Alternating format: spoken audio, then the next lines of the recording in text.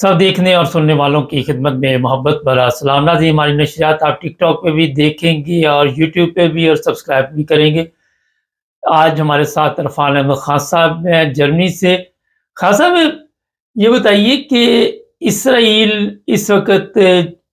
तमाम मुसलमान ममालिक पर दबाव डाल रहा है और कल सऊदी अरब में जिस तरह पाकिस्तान के साथ भी एक मुआहदा तय पाया है सऊदी अरब की हिफाजत के लिए, क्या देखते हैं कि आने वाले दिनों में सऊदी अरब को पता चल गया कि हालात जो है वो काफी खतरनाक हो सकते हैं? देखें, जो पिछले कुछ अर्से से चंद सालों से जो इसराइल की पॉलिसी चल रही है और अमेरिका उसको जिस तरह सपोर्ट कर रहा है, उसके अंदर ट्रम्प साहब के दौरा सऊदी अरब के बाद और गल्फ के बाद भी इन्होंने उनके आगे बिछते देख लिया, खवातीन के बाल बिछा के उनका इस्तकबाल करके देख लिया, घोड़ों की टाप पे इस्तकबाल करके देख लिया। गल्फ ने अपना पूरा एक तैयारा उनको नया तोहफे में दे के देख लिया ट्रम्प साहब को खुश करने के लिए। और जब मौका आया, ट्रम्प साहब ने इतला नहीं दी उनको कि भी आप पे हमला होने लगा है। अब ये बात खुलकर आ गई है कि इसराइल के ने हमला करने से पहले कतर के ऊपर ट्रम्प साहब को इतला दी थी और ट्रम्प साहब ने आगे से खामोशी इख्तियार कर ली, इनको इतला नहीं दी। इसलिए अब ये तो जाहिर हो गया है कि भाई इनको अरबों को इतना असला खरीदने के बावजूद, अरब बिलियंस का असला खरीदने के बावजूद वो असला उनके काम नहीं आया। इसलिए कि उसको चलाने की ट्रेनिंग जो है वो हमारे पास नहीं है, या रेगुलर जिस किस्म की आर्मी को होनी चाहिए वो आर्मी इनके पास मौजूद नहीं है। और इसीलिए अब उन्होंने झुकाव जो है पाकिस्तान को की तरफ ये शो किया है कि भाई हमारी हिफाजत के लिए पाकिस्तान जो है वो अपनी फौज जो है वो इसमें इन्वॉल्व करे या इस किस्म की ट्रेनिंग वगैरह ले। या उन्होंने जो मुआहदा किया उससे ये पता लगता है कि भाई जो एक दूसरे की सालमियत पर हमला जो है वो अपनी सालमियत पर हमला सब्र किया जाएगा। मतलब अगर सऊदी अरब पे हमला करता है तो पाकिस्तान पे हमला है, और जो पाकिस्तान पे हमला है वो सऊदी अरब पे हमला है। और जब हमला हो जाए तो फिर जाहिर है कि उसकी हिफाजत करना या उससे महफूज रहना या उसके खिलाफ बसर बेकार होना ये फिर आपका हक बन जाता है। इसलिए अब सऊदी अरब ने हर तरफ से मायूस होने के बाद खतरा ये पैदा हो गया है कि भाई जब गल्फ तक वो आ गए हैं, हमने हर बात मान ली, दोस्तियां भी करके देखी, इसराइल के साथ ट्रेड भी खोल दिया, टूरिज्म भी खोल दिया, इसके बावजूद जो है वो इसराइल हमला करने से बाज नहीं आया। अब इस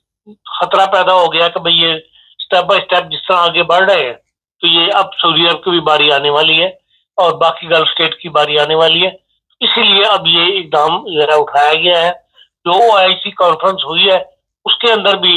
कोई ऐसा इकदाम नहीं उठाया गया जिसमें इसराइल का जवाब देने की बात की गई हो। इसका साफ मतलब है कि तमाम अरब मुसलमान ममालिक जो है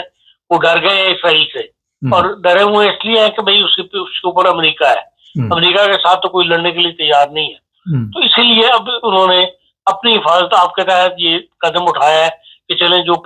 जिन ममालिक के पास जैसे इंडोनेशिया है, पाकिस्तान है, टर्की है, मिस्र है, जिनकी फौज एक वजन रखती है, दुनिया में अपना नाम रखती है, तो फिर उनके साथ ताल्लुकात को ऐसे इस नौयत के मायदे कर लिए जाए कि भाई सऊदी अरब का अगर खुदा न खास्ता कोई हमला हो तो उसको रोकने की कोशिश की जाए। अब क्योंकि कतर पर जो हमला हुआ है उसको ये रोक सके तो मुमकिन है कि अब इन इलाकों के अंदर जो है पाकिस्तानी फौज जो है उसको डिप्लॉय के ऊपर भेजा जाए और वहां पर इनके डिवीन्स वगैरह जो है वो हिफाजत के लिए वहां पर रखे जाए। हाँ साहब, एक दो बड़े अहम सवाल हैं। एक तो ये है कि अकेला सऊदी अरब क्यों, सारे मुसलमान ममालिक जो अरब हैं, अरब जो है, ईरान है, ये क्यों नहीं आपस में इस तरह जिस तरह यहाँ पे नेटो बनी हुई है अपने ममालिक को इकट्ठा करके तो इकट्ठी एक फौज क्यों नहीं तैयार करते? अगर ये जो OIC कॉन्फ्रेंस हुई है कतर के बाद, उसको बुलाने का मकसद यही, आम दुनिया मुसलमान यही समझा था कि शायद इस किस्म का कोई मुआहदा जहज़ किया जाएगा, नेटो तक के ऊपर कोई मुसलमानों की फोर्स तैयार की जाएगी। लेकिन जो सऊदी अरब ने अपनी हिफाजत के लिए जनरल राही शरीफ की सरबराही में एक फौज बनाई हुई है, वो भी अभी तक कोई ऐसी हरकत में नहीं आई इन तमाम सूरत हाल के बावजूद। अब नया मुआहदा जो है पाकिस्तान से करने की कोशिश की जा रही है। इसका मतलब ये है कि भाई मुसलमान ममालिक जो में चंद ममालिक हैं जिनके पास सरमाया है, बाकी ममालिक तो खुद दूसरों से लेकर खाने वाले ममालिक हैं। अक्सियत OIC की वो है जो दूसरों से लेकर खा रही है। اس لیے جو ہر کوئی ان کی طرف ہی دیکھتا ہے جن کے پاس 4 پیسے ہیں، اور وہ اپنے آپ کو دوسروں کی نسبت اپنے آپ کو زیادہ محفوظ کریں گے۔ لیکن بہرحال عالم اسلام کو اس بات کا افسوس ضرور ہوا ہے کہ OIC کانفرنس سے جو توقعات رکھی گئی تھی اس میں کوئی ایک کبھی جواب انہوں نے نہیں دیا، ایک توقع بھی پوری نہیں ہوئی، اور اسرائیل سے ڈر گئے ہیں، دب گئے ہیں، اور کوئی ایسا اقدام نہیں اٹھایا، نہ غزہ کو خالی کرنے کے لیے مسلسل بڑھتا جا رہا ہے، ٹینکوں کی چڑھائی کرنے کے لیے، اس کا مقابلہ کرنے کے لیے کوئی فوج نہیں تیار کی گئی، کوئی اقدام اٹھانے کی بات نہیں کی گئی۔ ہاں قراردادیں پاس کر دی گئی ہیں کہ ہاں جی یہ ہوگا اور وہ ہوگا، وہ قراردادیں اسرائیل کو پرواہ بھی نہیں ان قراردادوں کی، اور وہ کب سے چل رہی ہیں قراردادیں۔ خان صاحب، ترکی کو بھی کل وزیر اعظم جو اسرائیل کے انہوں نے کھری کھری سنا دی ہیں، آپ دیکھ رہے ہیں کہ وہ تو سارے اسلامی ملکوں کو رگڑے میں لیے ہوئے ہیں، اور جو ٹرمپ کی بات آپ کر رہے ہیں وہ کہتا ہے قطر ہمارا اتحادی ہے، یہ کس طرح کا اتحاد چل رہا ہے؟ یہ سب اوپر کی باتیں ہیں۔ ٹرمپ صاحب صرف ان کو انویسٹمنٹ چاہیے، ابھی بھی دیکھ لیں انہوں نے دوسرا دورہ کر کے برطانیہ سے 150 بلین پاؤنڈ کی انویسٹمنٹ لے لی ہے، اور ان الگ اسٹیٹ سے بھی ان کو پیسہ نظر آتا ہے ان کا، اور اس کو امریکہ کو اسٹرانگ کرنے کے لیے، امریکہ کے قرضے کم کرنے کے لیے وہ اس قسم کی باتیں کرتے ہیں، لیکن وہ دل کے ساتھ کبھی بھی عربوں کے ساتھ نہیں ہے، کسی مسلمان ملک کے ساتھ نہیں ہے۔ ہاں صاحب، یہاں جو اس وقت ترکی کے متعلق کل جو اسرائیل کے وزیر اعظم ہے وہ غصے میں تھے،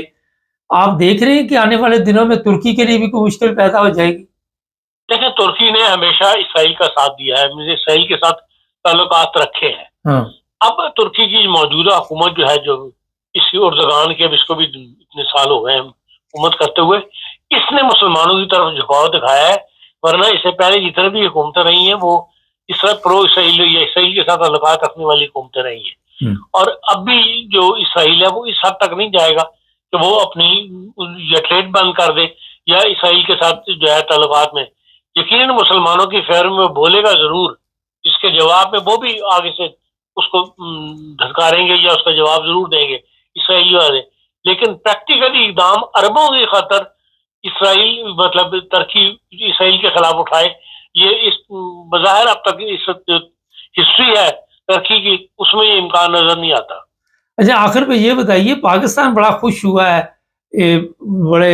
بڑا ہمارا استقبال کیا گیا شہباز شریف کا، شہباز شریف کو بھی سمجھ نہیں آ رہی تھی، وہ جہاز سے سلوٹ اندر ہی ڈال رہا تھا، کسی کو نظر آ رہا یا نہیں آ رہا تھا۔ یہ بتائیے کہ پاکستان اس میں کامیاب رہے گا، کیونکہ ہمارے تو اپنے بڑے مسائل ہیں۔ دیکھیں، جو کچھ بھی اس وقت ہوا ہے، جو معاہدے ہوئے ہیں، اس میں نہ تو کسی سیاسی حکومت کا کمال ہے، نہ شہباز شریف کا کمال ہے۔ آپ تمام تر تصاویر دیکھ لیں، اس کے اندر سول گورنمنٹ سے پہلے انہوں نے فوج کے سربراہ کو بٹھایا ہے، یعنی وزیر دفاع خواجہ آصف، جس کے ماتحت ہے